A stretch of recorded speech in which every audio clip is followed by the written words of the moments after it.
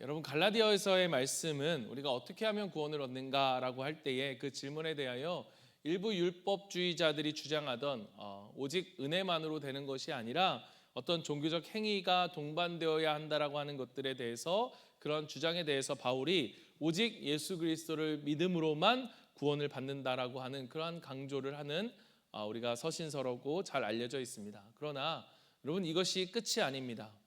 사도 바울이 진짜 하고 싶었던 이야기가 있었다면 바로 우리가 이야기하는 오늘 이 말씀, 육심의 욕심을 이루지 않고 육체의 소욕이 아닌 성령이 다스리는 삶, 그 은혜 가운데서 성령이 우리 가운데 행하시는 그 성령의 열매를 맺어가는 삶에 대한 이야기가 오늘 진짜로 바울이 하고 싶었던 이야기의 핵심이다라고 볼 수 있습니다.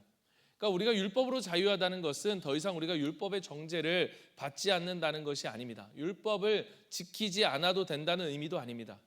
특별히 우리가 종교개혁 때에 오직 믿음으로 구원받는다라고 하는 그 말은 우리가 하나님과의 새로운 관계 속에서 의미하는 것으로 우리가 보아야지, 이것을 마치 예수를 구주로 믿기만 하면 혹은 예수를 주라고 고백하기만 하면, 그러니까 이 고백이라고 하는 행위를 통해서 내가 구원을 받는다라고 생각해서는 안 된다는 것입니다. 여러분, 우리가 구원을 받는 것은 내가 예수를 믿는다는 그러한 나의 고백으로 받는 것이 아니라 예수 그리스도의 십자가의 죽으심으로 구원을 받는 것이기 때문입니다.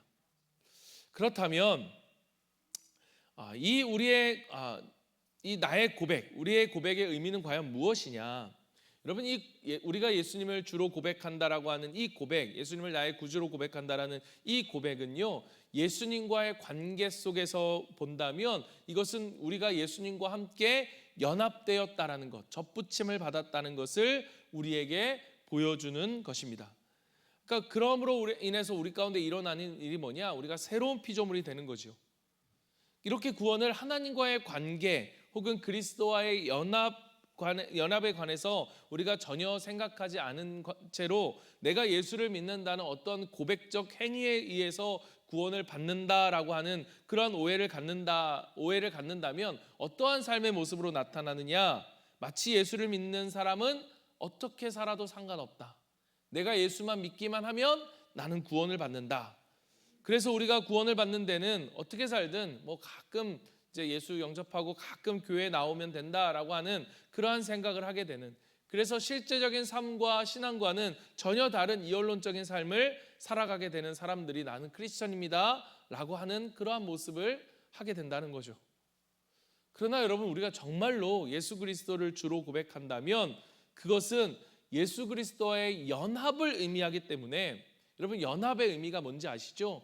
유기체가 됐다는 거예요. 예수 그리스도를 머리로 우리는 몸이 되었다라고 하는 이 연합, 접붙임, 하나의 몸이 되었다는, 하나의 유기체가 되었다라는 것이기 때문에 우리가 그리스도의 연합은 우리로 하여금 예수님을 닮아가는 삶, 조금 어려운 말로 말하면 우리가 성화의 삶을 살아가게 한다는 것입니다.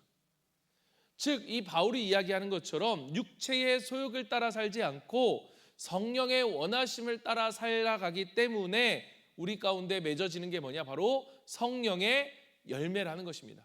그러니까 우리가 성령의 열매가 마땅히 맺혀질 수 있고 맺혀져야 한다라는 것이죠.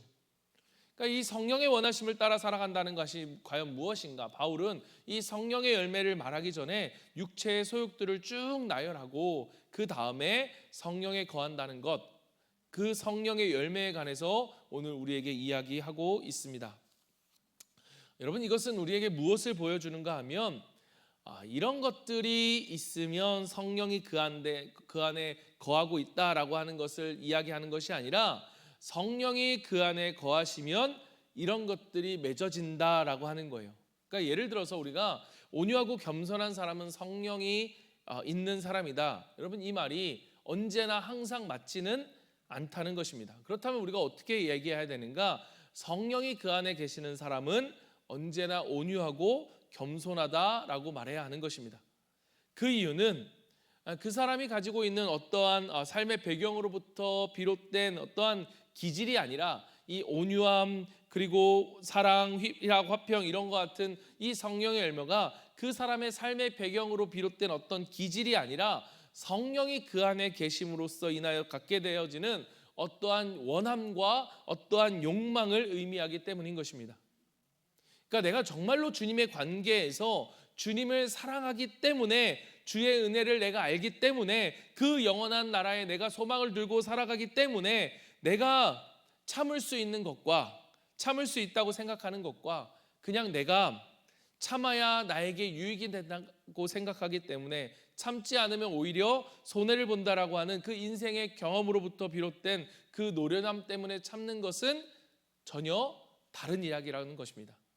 그래서 오늘 우리가 물을 때에, 오늘 이 성령의 열매에 관해서 우리가 질문을 던질 때에 내가 온유한가라고 하는 이 질문이 아니라, 우리는 사실 내 안에 성령이 거하시는가라고 하는 이 질문을 해야 한다는 것입니다. 왜냐?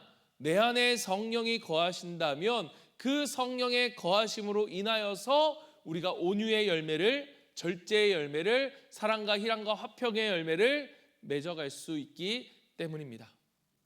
그래서 성령의 열매는 이것이니 내가 성령 안에 거하고 성령에 따라 살면 이러한 열매들을 맺을 것이다 라고 말하고 있는 것입니다. 여러분, 그리고 우리가 이 이야기하는 성령의 열매가 우리가 9가지잖아요. 9가지 성령의 열매라고 하는데, 여러분 영어로 보면 the fruit of the Spirit, Holy Spirit이라고 이야기합니다. The fruits라고 하는 것은 복수입니다. 그러니까 복수인데, 이 복수가 아니라 이 뒤에 동사를 보면 아가 아니라 is라고 하는 단어가 나와요. 그게 무슨 얘기냐 하면, 이 성령의 열매를 9개의 복수로 보는 것이 아니라 하나의 것으로 본다는 것입니다. 그러니까 이 9개의 종류가 있는데, 당신은 이 9개 중에서 무슨 열매를 맺고 있습니까? 라고 하는 일종의 기질 테스트가 아니라는 거예요. 그래서 만약 한 가지만 있다면 당신은 성령의 열매가 있는, 성령이 있는 사람이군요 라고 만약에 우리가 그것이 기질 테스트라면 그렇게 말할 수 있겠죠. 그런데 이 성령의 열매를 하나의 단수로 이야기하는 것은 이 중에 몇 개를 맺고 있느냐를 묻거나 혹은 한 개를 더 맺도록 노력하라고 하는 이야기를 하는 것이 아니라, 이것은 정말로 그냥 그대로 그리스도인의 모습이라는 거예요. 이것이 바로 그리스도인의 모습이다. 하나님 안을 믿는 사람, 은혜 안에 거하는 사람, 성령이 그 안에 거하는 사람은 바로 이런 사람이다라는 것, 그러니까 이것을 떼어서 생각할 수 없다는 거예요. 성령이 나를 새롭게 하고 우리가 영원한 나라의 소망을 가지며 살아가게 하셨다면, 이 성령의 원하심이 우리 가운데, 이 성령이 우리 속에 계셔서 원하시는 것이 무엇이냐? 바로 이렇게 되는 것이다. 이것이 바로 하나의 열매로서 하나라는 것입니다. 그래서 성령의 열매라는 것은, 그래서 우리가 받은 사랑에 대한, 그 우리 안에 심겨진 사랑과 은혜에 대한 반응, 그 열매, 정말로 우리 가운데 성령의 내주하심으로써 마땅히 나타나야 하는 것이라는 것을 오늘 우리 본문은 우리에게 말하고 있는 것입니다. 여러분, 그 가운데 오늘 우리는 먼저 사랑의 이야기를 나누려고 합니다. 오늘 이야기하는 성령의 열매가 사랑으로 시작하기 때문인데, 여러분 왜 사랑을 이야기하는가 우리가 생각해 보면, 이 사랑이 우리가 믿는 복음의 핵심이기 때문이겠죠. 여러분, 우리가 생각해 보면 사랑에 관한 많은 나름대로의 어떤 생각들이 있습니다. 사랑은 이런 것이다 라고 할 때에, 여러분 우리가 사랑에 대해서 당신은 사랑을 뭐라고 생각하십니까? 라고 물으면 뭐 여러 가지 이제 얘기들을 하겠죠. 뭐 사랑은 뭐 눈물과 같다, 뭐 눈물의 씨앗이다, 초콜릿처럼 달콤한 것이다, 뭐 참 쓴 것이다. 어떤 사람은 왜 했냐, 뭐 이런 식으로 뭐 말할 수도 있겠지만, 어쨌든 이런 정의들을 보면, 대체적으로 보면 사랑이라는 것의 단어가 대부분의 경우에는 우리가 감정으로 이해하는 경우들이 많은 것을 우리가 볼 수 있습니다. 그러니까 좋아한다라는 말과 사랑한다는 말을 놓고 보면, 사랑한다는 것은 좋아하는 것보다 훨씬 더 강도가 높은 것, 그래서 더 많이 좋아하는 것, 그것을 가리켜서 사랑이라고 하는 것으로 우리가 이해한다는 거죠. 그래서 누가 저에게 목사님 김치찌개 좋아하십니까? 물어보면 저는 김치찌개 사랑합니다 라고 말하면, 그 말은 좋아하는 것 정도가 아니라 훨씬 더 좋아해서, 정말로 좋아해서 사랑한다라고 하는 그러한 의미를 이야기하는 거겠죠. 그러니까 좋아하는 것과는 다른 종류로 보일 만큼 좋아해야 우리가 사랑한다고 말할 수 있습니다. 우리 아내가 이제 그렇게 저에게 묻습니다. 여보 나 사랑해? 그럼 제가 난 좋아하지. 이러면 어떻게 하겠습니까? 뭐라고? 좋아한다고? 내가 지금 사랑한다고 했는데 좋아한다고? 그러면 어떻게 될까요? 이렇게 말하면 안 되겠죠. 좋아한다는 것을 우리가 지나쳐야 사랑이라고 생각하기 때문에 그 질이나 양에 있어서 이 좋아한다는 것은 사랑한다는 건 좋아한다는 것보다 우리가 한 수 위의 것이라고 생각하는 거죠. 그래서 감히 따라갈 수 없는 어떤 다른 감정의 상태라고 우리는 사랑을 이해합니다. 그런데 여러분 성경이 말하는 사랑은 좀 다르다는 것입니다. 성경은 사랑에 대한 말을 할 때 대부분의 경우에 명령문으로 사용합니다. 그러니까 사랑하라라고 하는 것으로. 그래서 이웃을 사랑하라, 원수를 사랑하라, 하나님을 내 몸과 같이 사랑하라.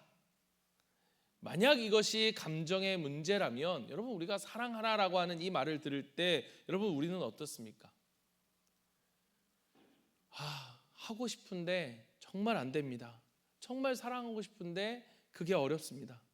이게 주님의 말씀이 우리를 힘들게 우리 가운데 들려지는 것은 원수를 우리가 어떻게 사랑할 수 있냐는 말이죠. 그러니까 원수를 향해서 어떻게 내 안에 사랑이라는 좋아하는 감정을 넘어서는 다른 감정과 비교할 수 없는 그런 사랑의 감정이 내 안에 생길 수 있겠냐는 거예요. 그러니까 아무리 노력해도 안 된다는 거죠. 그러니까 잊어버리자고 생각하고 또 잘해야지 생각하고 그래서 기도하고 다짐하고 또 다짐해서 밤새 기도하고 또 그 사람을 딱 마주하면 어떻게 합니까? 이게 안 되는 거예요. 정말 사랑하려면 차라리 안 보는 게 낫겠다. 그래서 원수는 여러분 괜히 같이 보면서 사랑하라고 노력하는 것처럼 사람을 이렇게 힘들게 하는 게 없지 않습니까? 그래서 많은 분들이 이야기하기를 이 원수를 사랑하라고 하는 말은 불가능한 말이다라고 이야기합니다. 사실 저는 이 말 자체가 만약에 사랑의 감정이라는 말로 우리가 이 말을 이해한다면 그 말 자체가 모순이라고 생각되어지는데 왜냐하면 여러분 우리가 누군가를 사랑한다면 그 사랑하는 사람은 더 이상 원수가 될 수 없죠.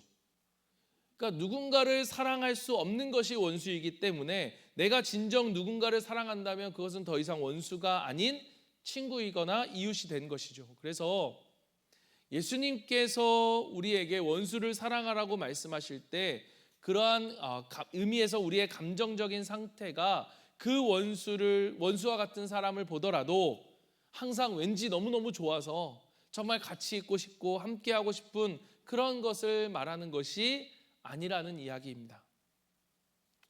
우리 성도 우리가 함께 신앙생활을 하면서도 여러분 어떤 경우에는 정말로 같이 하고 싶은 게 너무 즐겁고 같이 하는 게 즐겁고 재미있는 그러한 분들이 있는가 하면 또 어떤 분들은 같이 있는 게 조금 어색하고 서먹서먹하고 때로는 불편한 경우가 있을 거라고 생각합니다. 그러니까 사랑이라는 것이 감정적인 상태를 의미한다면 여러분 이거 우리가 할 수 있겠습니까? 우리가 사랑으로 하나 되자. 여러분 사랑이라는 것이 감정이라면 진짜 우리가 이룰 수 있는 목표일까요? 이 감정의 상태라면 이 감정이라는 게 요구한다고 해서 그리고 명령한다고 해서 이게 정말로 바뀌는가라고 하는 말이죠. 우리가 정말로 명령해서 사랑하게 된다면 여러분 우리가 결혼하지 못할 이유가 뭐가 있겠습니까? 제가 얼마 전에 예전에 청년이 잠깐 와가지고 같이 아침에 차 한 잔을 마시는데 그 청년이 이제 저보다 2살 어리거든요. 근데 이제 결혼을 해야 되잖아요. 그래서 언제 결혼할래? 이러면서 제가 이야기하면서 결혼해야 된다. 결혼을 꼭 해야 된다 말했는데 여러분 제가 그렇게 말한다고 그게 결혼이 되겠습니까? 우리가 가끔 농담으로 거기 좋은 청년 여기 좋은 자매 이렇게 좀 결혼 좀 해봐 이런다고 여러분 이게 결혼이 되겠습니까? 결혼 안 되겠죠. 이게 정말 감정이고 우리에게 어떤 느낌이라면 이 마음을 요구하는 자체가 사실은 무리라는 것입니다. 나도 정말로 사랑하고 싶지만 마음에 들지 않는 사람을 이 사람이 안 생기는데 사랑이 안 생기는데 우리가 어떻게 사랑할 수 있겠습니까?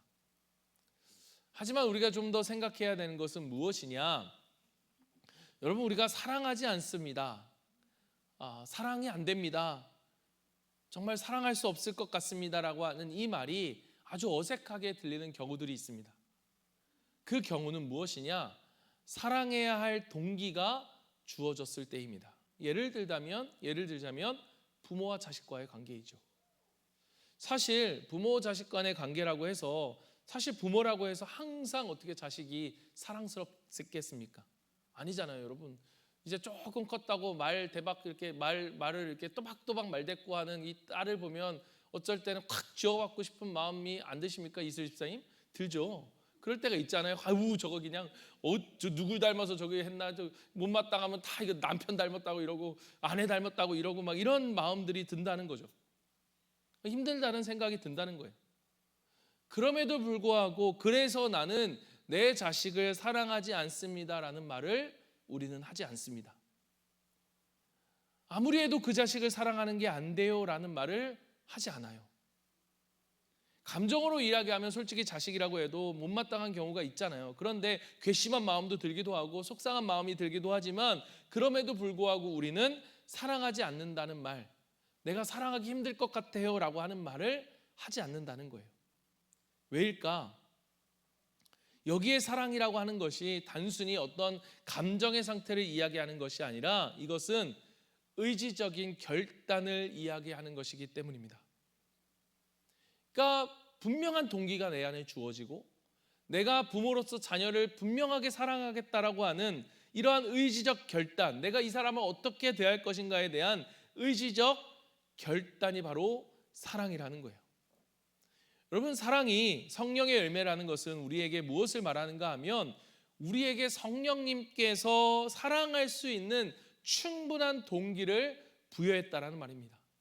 그러니까 사랑의 열매가 우리 가운데 성령의 열매로 맺어진다라고 하는 것은 성령께서 우리에게 그렇게 할 만한 충분한 동기를 부여해 주셨다라는 거예요. 여러분, 우리가 결혼 서약을 하는데 그 앞에서 제가 이제 주례를 만약에 한다고 하고 이제 아내와 남편이 이렇게 있습니다. 이게 결혼할 두 사람이, 제가 아내에게 묻습니다. 남편에게 묻습니다. 당신은 옆에 있는 사람을 정말 사랑합니까? 라고 물어본다면 여러분, 이 바보 같은 질문 아니겠습니까? 여러분, 사랑이 감정이라고 하면 그런 것을 사실 물어볼 필요가 없는 거죠. 왜? 당연히 지금 너무너무 사랑하니까 보기만 해도 막 눈이 막 꿀이 빨빨빨 떨어지는데 거기다 대놓고 사랑하냐고 물으면 그건 바보 같은 질문이죠. 그래서 우리가 결혼식 할 때 어떻게 서약을 합니까? 기쁠 때나 슬플 때나, 병들 때나 건강할 때나, 부유할 때나 가난할 때 모든 경우에 당신은 이 사람을 당신의 아내로, 당신의 남편으로 사랑할 것을 약속합니까? 라고 우리는 묻죠. 여러분, 우리가 이 질문을 가만히 잘 생각해 보아야 되는 것은, 왜냐하면 살다 보면 우리가 사랑하는 마음이 사라지거나 사랑하는 마음이 생기지 않을 수도 있다는 것입니다. 여기서 사랑한다는 것은 우리가 어떤 경우에도 사랑하겠냐라고 하는 이 말은 어떤 경우일지라도 내가 남편으로서 아내로서 이 사람을 사랑하겠느냐라고 하는 의지를 이야기하는 것이죠. 그러한 마음의 결단과 고백을 의미하는 것입니다. 여러분, 나를 못 살게 구는 아주 못마땅한 사람이 있다고 여러분 생각하고, 이 사람을 생각하면 기분이 상하고 보기도 싫고 내 감정이 통제되어서, 그런데 이 내 감정이 정말 잘 통제되어서 그 사람을 보고 좋은 마음이 생길 때 그때 비로소 우리가 사랑이라고 말할 수 있는가? 아니라는 것입니다. 오히려 사랑이라고 하는 것은 내가 그 사람을 존귀하게 대하기로 마음을 정했고 그래서 그대로 행하겠다라고 하는 그 마음의 결단을 성경은 사랑이라고 이야기한다는 것입니다. 그렇지 않고 우리가 감정으로서 사랑을 이해한다면 여러분, 참 그것은 어떻게 보면 위험한 일입니다. 사람들이 여러분 그렇게 사랑한다고 해서 이 앞에서 그렇게 서약을 해놓고 나중에 헤어질 때 가장 많이 하는 말이 무엇입니까? 그 이유가 무엇입니까? 사랑하지 않아서. 더 이상 내가 이 사람을 사랑하지 않습니다. 이때의 사랑은 무엇입니까? 사랑한다는 그 마음이, 느낌이 사라졌다는 거예요. 여러분, 이게 왜 위험한 건가? 이 느낌이라는 것이 여러분 사랑의 감정, 사람의 감정이라는 것만큼 여러분 변덕스러운 것이 참 있을까라는 생각이 드는 건, 우리가 어떻게 합니까? 아침에 좋았다가 저녁에 싫기도 하고 좀 전까지 분명히 좋았다가 갑자기 싫기도 한 게 바로 인간의 마음이라는 거죠. 그런 면에서 제가 이제 가끔 이제 집사님들과 이야기하면서 이제 뭐 이렇게 어떻게 만났냐, 또 이렇게 결혼 이야기를 하다 보면 아이고 글쎄요, 제가 그때 왜 만나가지고 뭐 이런 말들을 하시는 분들이 있어요. 그럼 가끔 제가 속으로 괜히 물어봤나? 이러다가 집에 가서 엄청 싸우는 거 아니야? 막 이런 생각이 들기도 하고, 나도 20년 뒤에는 저렇게 되나? 막 이런 생각이 들기도 하고, 야 어떻게 저렇게 될까? 이런 생각이 들기도 하는데, 제가 오늘 이 말씀을 보면서 야 그게 진짜 사랑이구나. 그렇다고 그분들이 같이 안 삽니까? 살잖아요. 힘들 때도 어려울 때도 조금 감정이 사라지는 것 같아도, 그리고 조금 더 좋을 때도 있지만 그래도 여전히 서로를 바라보며 살아갈 수 있는, 기쁠 때나 슬플 때나 나이가 젊었을 때나 들었을 때나 그래도 함께 살아갈 수 있는 게 그게 진짜 사랑이겠다라는 생각이 들더라고요. 여러분, 예수님께서 왜 사랑해야 하는지 그 충분한 이유를 우리에게 말씀해 주셨는데, 사랑이라는 것이 성령의 열매다라는 것은 조금 역설적이긴 하지만, 좋아해도 너무 좋아해서 사랑한다 말하는 것이 아니라 내가 안 좋은데 사랑한다는 말이 성립될 수 있다는 거예요. 나는 그 사람이 별로 좋지 않아요. 나는 그 사람을 별로 좋아하지 않아요. 그런데 나는 그 사람을 사랑하기로 했습니다 라고 하는 것입니다. 주님은 우리에게 좋아하라고 명령하지 않고 사랑하라고 명령하십니다. 저는 그 사랑을 다시 말하면 이렇게 말하고 싶어요. 악을 악으로 갚지 않는다. 우리가 매주 설교의 마지막에 하는 말, 악을 악으로 갚지 않는다 라는 말이고, 또 다른 말로 한다면 정말 그의 필요를 공평하게 채워주라 라는 말이라고 생각합니다. 그러니까 나에게 정말로 마음에 들지 않는 사람이라 할지라도 그 사람에게 마땅히 베풀어야 할 선을 행함으로 공평하라는 것이고, 그의 필요를 채워줄, 우리가 마땅히 해야 할 그것을 해야 할 일을 하라는 것입니다. 그게 뭐냐? 그 사람에 대해서 악한 마음을 품지 않고, 그 사람이 확 그냥 그냥 어떻게 돼버렸으면 좋겠다라고 하는 그런 잘못된 마음을 원하지 않고, 그 사람을 저주하지 않고, 그 사람에 대해서 험담하지 않고, 그 사람에 대해서 욕하지 않고, 그 사람에 대한 그러한 헛된 소문을 퍼뜨리지 않는 것. 아니 때로는 그 소문이 사실일지라도 그럴 때라도 그 사람을 감싸주고 보호해 주려고 하는 의지적인 결단과 행동이 바로 사랑이라는 것입니다. 여러분, 우리 안에는 그 사랑을 할 수 있는 충분한 동기가 우리 안에 있다는 거예요. 우리 안에 계신 이 성령님으로 하여금 우리 안에 있는 이 십자가의 사랑 때문에 우리를 그토록 사랑하신 그 사랑이, 우리와 약속하신 그 언약에 기반한 사랑이기 때문에 우리는 이러한 우리 안에 있는 성령으로 인해서 이 사랑할 수 있는 충분한 동기가 우리에게 주어졌다는 것입니다. 그것이 바로 성령의 열매로 이 사랑을 이야기하는 이유인 것입니다. 그런 의미에서 본다면 원수를 사랑하라는 말씀은 불가능한 말씀이 아니라는 거죠. 여러분, 말씀을 마치려고 합니다. 정리하겠습니다. 우리가 사랑이라는 말을 들을 때 언제나 사랑하는 마음이 생길 수 있겠습니까? 여러분, 우리가 정말로 이러한 마음들이, 감정이 정말로 쉽게 생길 수 있겠습니까? 여러분, 하나님께서 우리에게 요구하시는 것은 어떤 감정의 상태를 요구한 것만은 아닙니다. 아무리 힘들어도 그 사람의 나에게 악한 일을 했어도 악을 악으로 갚지 않고 그 사람의 필요를 공평하게 채워줄 수 있는 것, 마땅히 우리가 해야 할 일을 하는 것, 그것이 바로 사랑이라는 것입니다. 우리의 감정은 참 쉽게 변한다는 생각이 듭니다. 아까 말한 대로 정말로 아침과 저녁마다 변할 수 있는 것이 우리의 감정이죠. 좋다가도 안 좋아지고 안 좋다가도 좋아지고, 반대로 그 감정이 쉽게 변하지 않아도 괜찮습니다. 정말 중요한 것은 무엇인가 하면 사랑하겠습니다라고 하는 이 고백인데, 우리가 예수님을 믿고 정말로 성령이 우리 안에 계시는 사람들에게 있어서는 더 이상 내가 그 사람을 사랑하지 않습니다 라고 하는 이 말이 사랑하지 않겠습니다 라는 뜻이라고 한다면, 우리 안에 성령님께서 말씀하시는 그 말씀에 순종하지 않고 내 맘대로 하겠다는, 성령이 뭘 말하든 내 안에서 성령이 무엇을 이야기하시든 나는 내 맘대로 하겠다라고 하는 바로 이것이 불순종의 죄라는 것입니다. 하나님이 우리에게 요구하시는 것은 감정을 요구하시는 것이 아닙니다. 이것이 만일 하나님께서 우리에게 마땅히 해야 할 그 도리로 요구하신 것이라고 한다면, 여러분, 우리가 정말로 예수 믿는 우리, 성령이 우리 안에 계시는 우리는 사랑하지 않습니다, 사랑하지 않아요 라고 하는 말을 조심해서 해야 됩니다.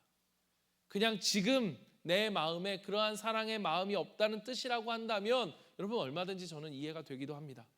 하지만 사랑하지 않겠습니다라고 하는 그러한 결정과 결단과 선택의 의미라고 한다면 여러분, 그것은 분명 주님이 기뻐하지 않으실 것입니다.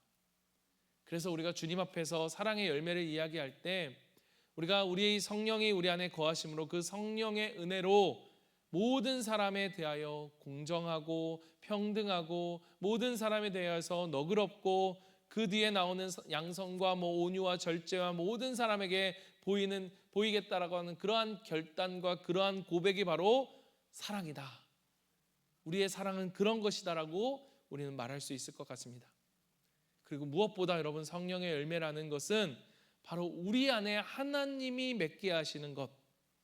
여러분, 사람이 쉽게 변하겠습니까? 쉽게 변하지 않습니다. 그러나 아무리 더딜지라도 우리 가운데 진실한 변화가 가능한 이유가 무엇이냐? 성령이 우리 안에 계시기 때문입니다. 여러분, 그렇기 때문에 우리가 어떻게 해야 됩니까? 성령과 동행해야 되는 거예요. 그리고 우리가 무엇을 기도해야 됩니까?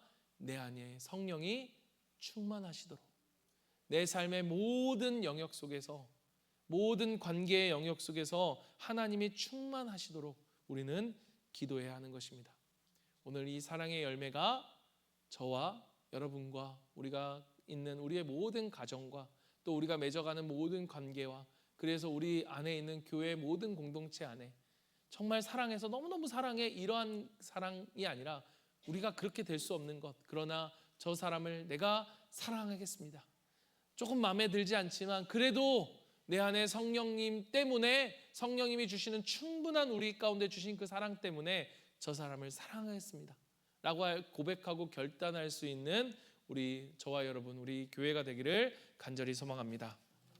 우리 시간 오늘 말씀을 기억하고 그러한 결단으로 우리가 좀 이 찬양을 했으면 좋겠는데요. 다 아는 찬양입니다. 너무나 잘 아는 찬양입니다. 여러분, 사랑이라는 것은 아까 말한 것처럼 명령형으로 쓰였다는 거 여러분 많이 들어봤을 것입니다. 사랑은 명사가 아니라 뭐다? 동사다.